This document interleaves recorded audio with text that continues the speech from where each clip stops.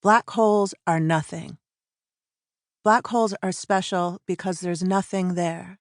There is no thing there. I probably accepted black holes whole as complete conceptual entities before I was able to doubt, before I had intuition to combat. They were fodder for fantasy. I received the fact of their existence without resistance. Gullible and without prejudice, I could see the plausibility, appreciate the curiosity, their peculiarity, accept the universe as it was presented. Maybe it was the same for you.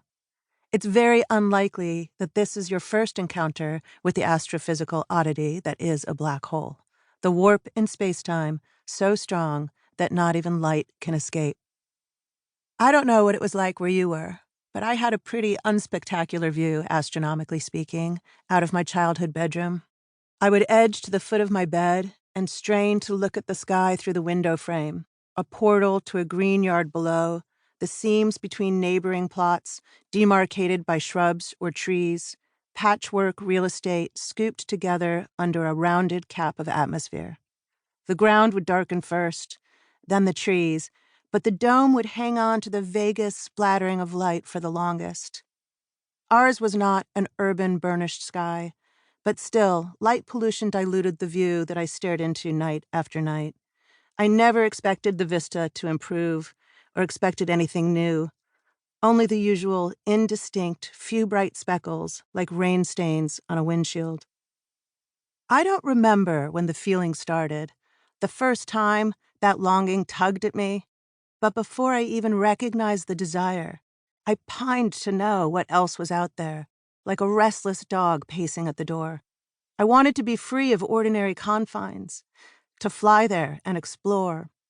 Frustrated by the fact of the heaviness of my feet on the earth, striding at the base of the sky, restless to be let in, I wonder how many of us inherited this longing, millennium after millennium, generation after generation, child after child bound to the crust, wrapped at the illusion of a ceiling, compelled to crack through and defy our puniness and our limitations.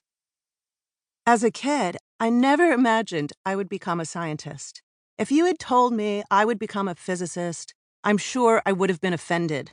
Scientists build bombs and memorize equations. I'm not sure if I acquired that cliché or if the stereotype was one of my own invention, that scientists could not be creative or just weren't out of stubbornness. I didn't understand the profound freedom of constrained creativity, visionary originality that explodes in the face of fundamental limits. Limits have incited revolutions.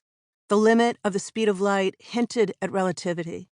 Einstein fantasized about riding a light beam and imagined that time stood still.